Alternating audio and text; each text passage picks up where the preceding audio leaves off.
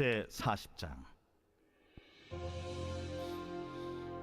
여호와께서 모세에게 말씀하여 이르시되, 너는 첫째 달 초하루에 성막 곧 회막을 세우고 또 증거궤를 들여놓고 또 휘장으로 그 궤를 가리고 또 상을 들여놓고 그 위에 물품을 진설하고 등잔대를 들여놓아 불을 켜고 또 금향단을 증거궤 앞에 두고 성막문에 휘장을 달고 또 번제단을 회막의 성막문 앞에 놓고 또 물두멍을 회막과 제단 사이에 놓고 그 속에 물을 담고 또 뜰 주위에 포장을 치고 뜰문에 휘장을 달고 또 관유를 가져다가 성막과 그 안에 있는 모든 것에 발라 그것과 그 모든 기구를 거룩하게 하라.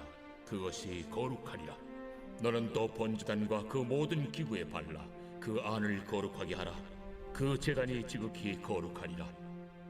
너는 또 물두멍과 그 받침에 발라 거룩하게 하고 너는 또 아론과 그 아들들을 회막문으로 데려다가 물로 씻기고 아론에게 거룩한 옷을 입히고 그에게 기름을 부어 거룩하게 하여 그가 내게 제사장의 직분을 행하게 하라.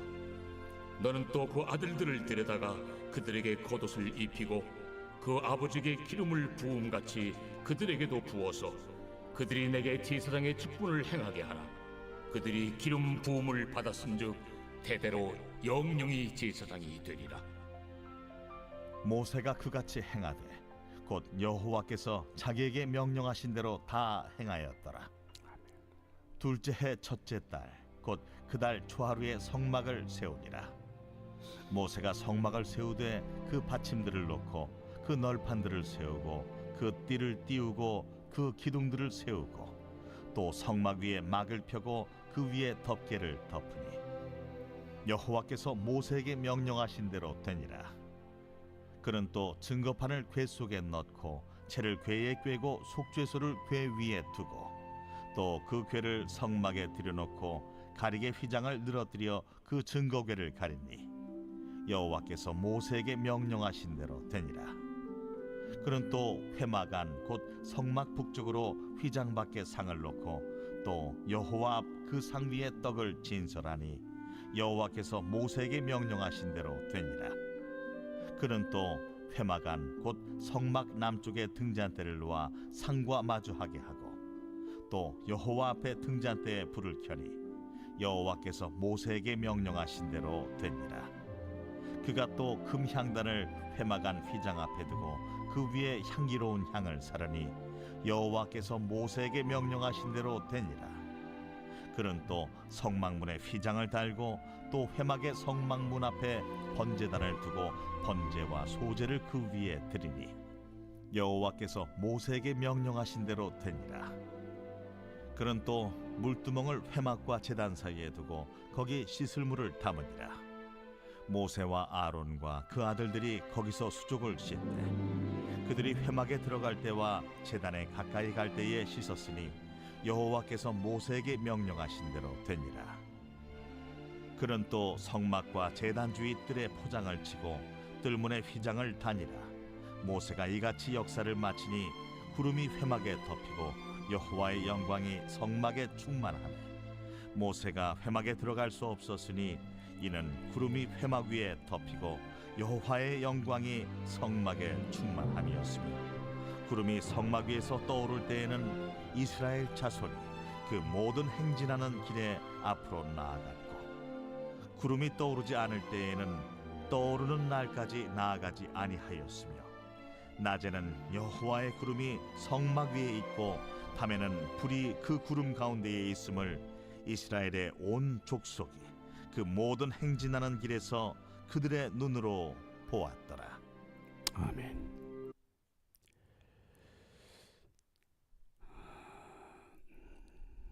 이제 애굽에서 나온 백성들 어디를 건넙니까? 홍해를 건너지요. 그것을 우리가 세례를 받은 예식으로 상징적인 이해를 합니다.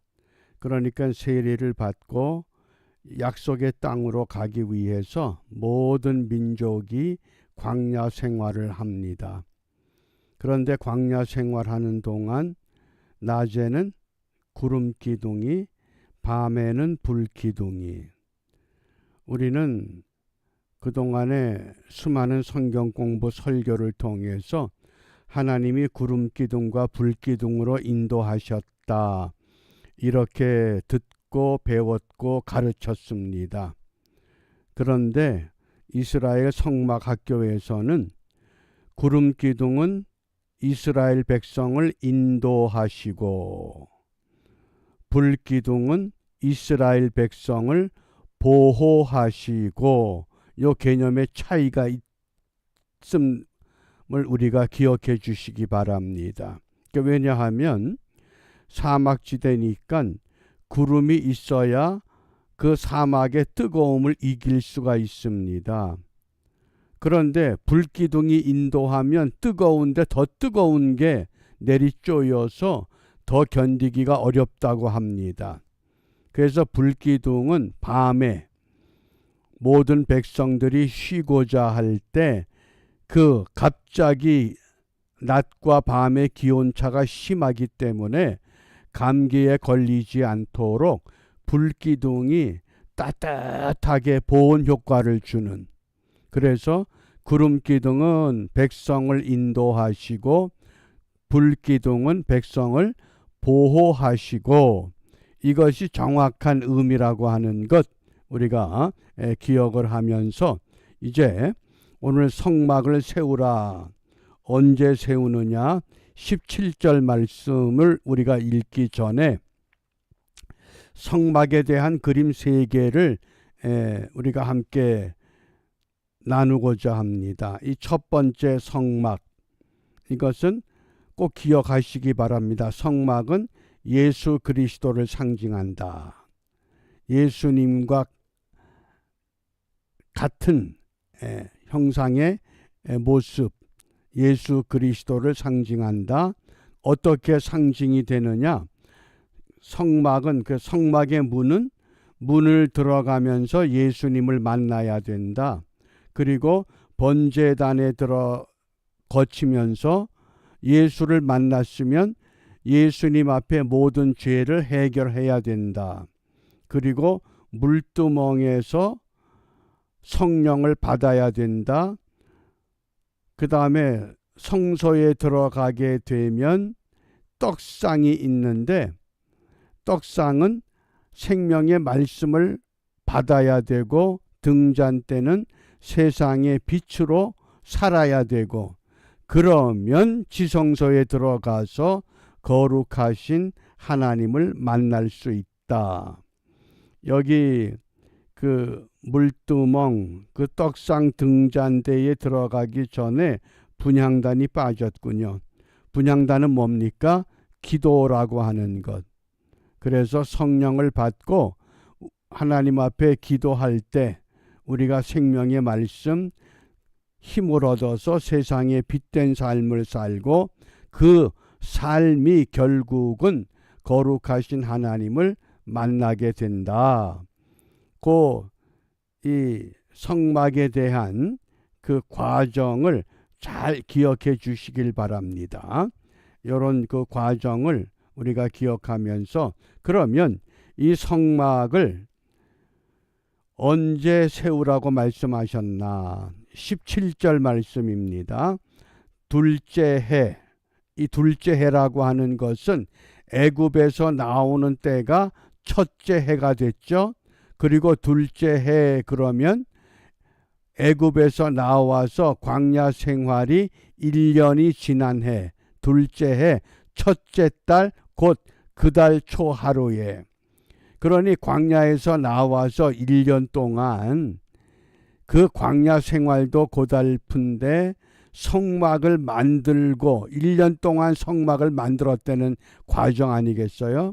그리고 이제 다 만든 성막을 세우라고 말씀을 합니다. 그래서 성막에 대한 계시의 말씀이 출애굽기 25장부터 31장까지 계속됐습니다. 그리고 이 성막을 만들기 위해서 어떤 일이 있었느냐? 모세는 2번의 금식을 하죠. 하나님의 산에 올라가서 그것도 40일씩, 심지어 떡도 물도 마시지 않는, 정말 이거는 죽음을 각오한 금식이겠다 생각이 됩니다. 그러면서 모세가 산에서 내려올 때 어떤 일이 있었습니까? 모세 지도자가 보이지 않는다고 백성들이 우리를 인도할 신을 만들라. 그래서 아론과 더불어서 금 귀고리를 모두 뽑아서 금송아지를 만든, 백성들의 범죄와 하나님의 진노. 그래서 금송아지를 만들게 했던 사람들, 그들을 칼을 뽑아서 레위 자손들이 그들을 쳐 죽이는데 3,000명가량이 죽었다고 하죠. 그러니까 성막을 세우는 그 과정이 얼마나 힘들었겠는가. 하나님의 일을 온전히 이루기 위해서 우리가 지금도 그런 수고와 인내가 필요하다고 하는 것. 성막을 다 만들었으니까 세웁시다. 간단한 것 같지만은 그 과정이 결코 간단하지 않다고 하는 것을 우리는 분명히 기억하셔야 됩니다. 왜 이것이 중요하냐? 우리가 이 과정을 무시하게 되면 쉽게 역사가 흔들리고 역사가 파괴됩니다.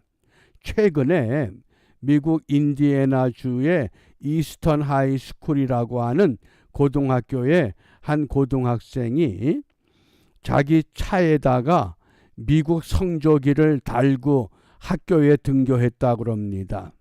그러자 학교 당국에서 그 학생에게 제재하기를 성조기 차에다가 달고 다니지 말라고 제재를 하니까 이 고등학생이 학교 당국에 반박하기를, 왜 내가 미국 사람인데 내 차에 미국의 국기를 달고 다니는 것을 못하게 하느냐.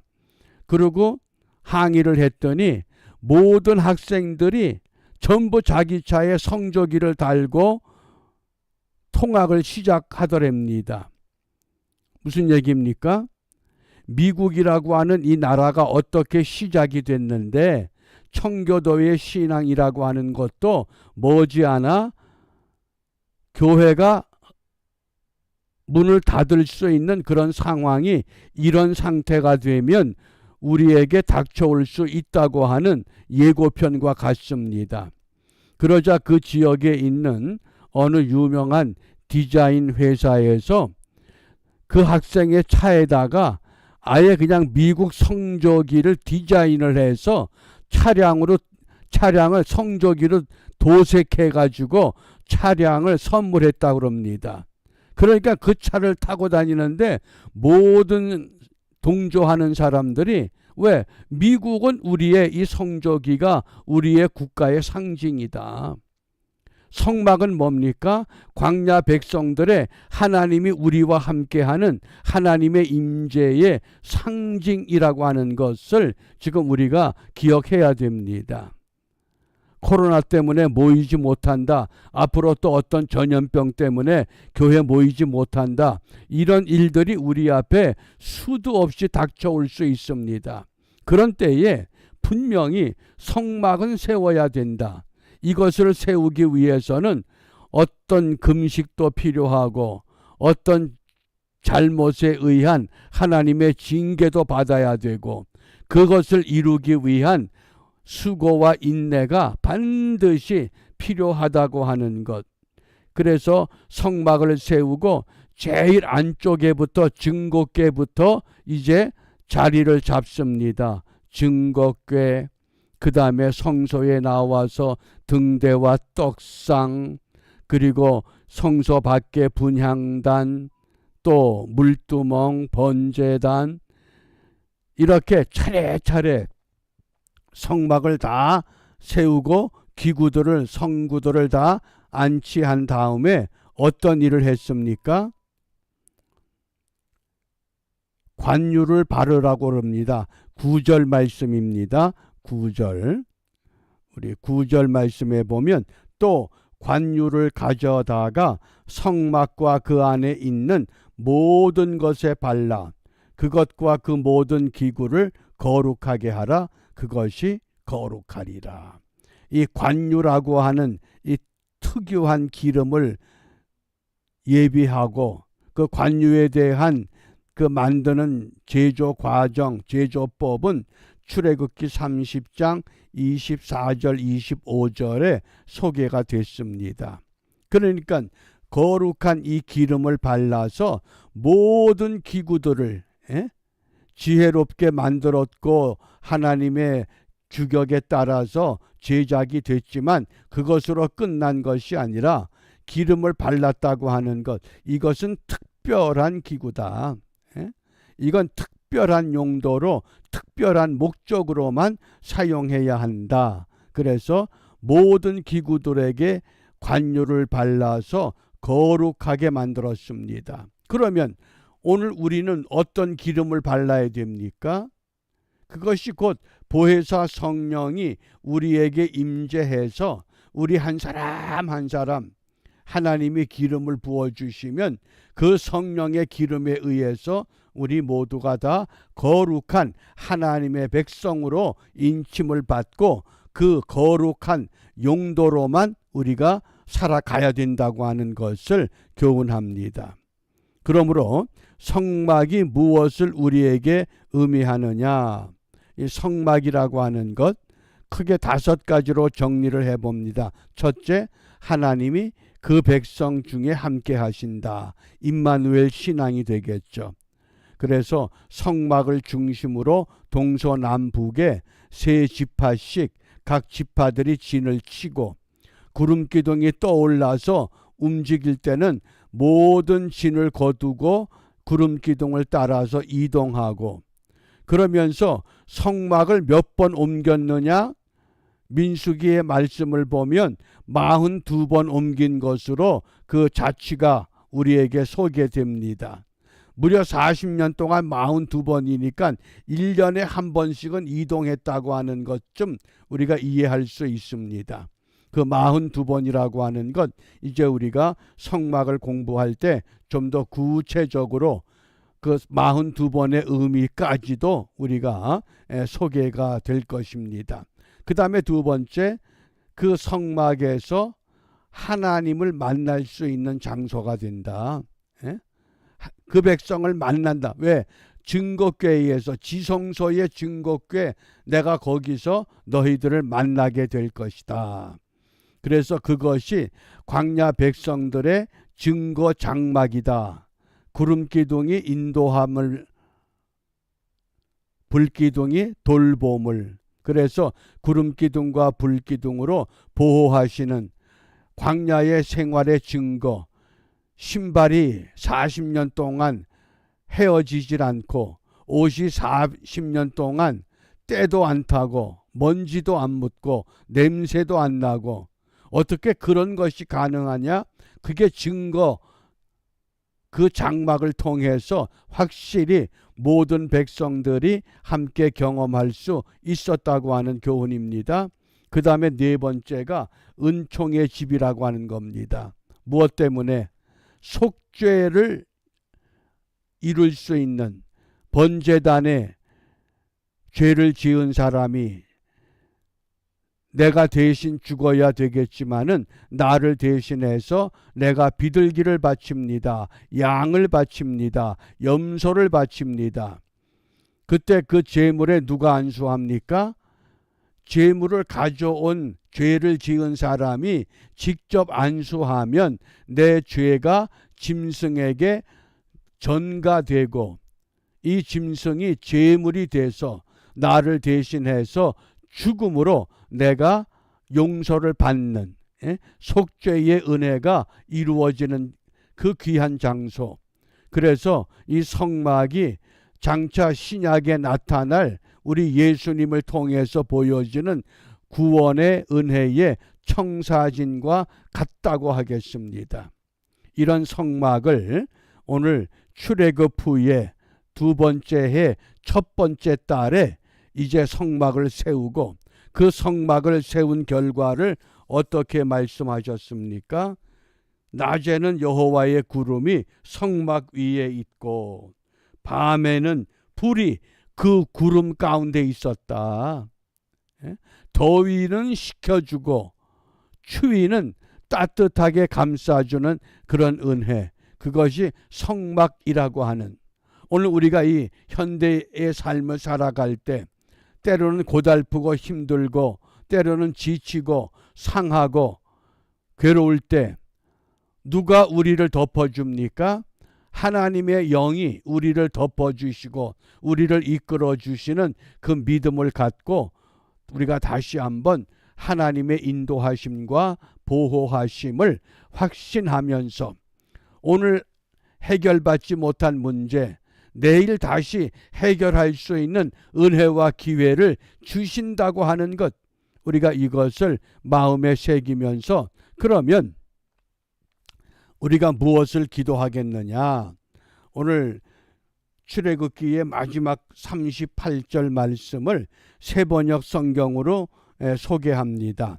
그들이 길을 가는 동안에 낮에는 주님의 구름이 성막 위에 있고, 그냥 구름이 아니라 주님의 구름, 또 밤에는 구름 가운데 불이 있어서 이스라엘 온 자손의 눈앞을 밝혀주었다. 그러면 오늘 우리는 주님의 은혜로 우리 모두를 덮어주시옵소서. 은혜가 덮여지기만 하면 내게 조금 고달픈 것이 있고 고통이 있고 어려움이 있고 힘든 것이 있어도 은혜가 덮여지기만 하면 그 은혜로 40년 광야 생활 동안에 옷이 헤어지지 않고 신발이 닳지 않았던 그 놀라운 은혜가 오늘 우리에게도 이루어지는 줄 압니다. 그 은혜를 우리가 사모하면서 이제 우리가 다시 한번 말씀으로 거룩하게 되고 성령으로 새롭게 되어 우리의 남은 때가 하나님의 더 큰 은혜로 덮임을 받는 축복의 사람들이 되시기 바랍니다. 기도하겠습니다. 자비로우신 아버지 하나님 감사합니다. 2024년 사순절 119 기도회를 시작하게 하시고 오늘 기도회를 마감하는 이 시간 우리가 다시 한번 주님 앞에 머리를 숙입니다. 비옵기는 기도회를 시작하며 우리가 반드시 해결받고자 했던 우리의 아픔과 우리의 고통과 우리 문제를 가지고 주님 앞에 나갔습니다. 어떤 문제가 해결되고 어떤 아픔이 해결되지 아니했다 할지라도 하나님이 우리를 포기하고 우리를 버린 것이 아니라 내일 또다시 하나님 앞에 나아가 이 문제와 이 고통과 이 어려움을 주님 앞에 내려놓을 수 있는 은혜의 기회가 열려 있음을 확신하오니 두려워하지 아니하고 주저하지 아니하고 하나님의 은혜에 감쌈을 받고 날마다 말씀으로 거룩해지고 하나님의 성령으로 새롭게 되어 이전보다 주님 사랑하는 일에 모두가 온전히 하나가 되는 하나님의 놀라운 사랑과 은혜를 함께 나누며 나아가는 공동체가 될 수 있도록 인도하여 주시옵소서. 이러한 은혜가 우리 모두에게 바르게 이루어지기를 소망하며 주님께서 가르쳐 주신 기도로 함께 기도합니다. 하늘에 계신 우리 아버지, 아버지의 이름을 거룩하게 하시며 아버지의 나라가 오게 하시며 아버지의 뜻이 하늘에서와 같이 땅에서도 이루어지게 하소서. 오늘 우리에게 일용할 양식을 주시고 우리가 우리에게 잘못한 사람을 용서하여 준 것 같이 우리 죄를 용서하여 주시고 우리를 시험에 빠지지 않게 하시고 악에서 구하소서. 나라와 권능과 영광이 영원히 아버지의 것입니다. 아멘. 아멘. 마치겠습니다.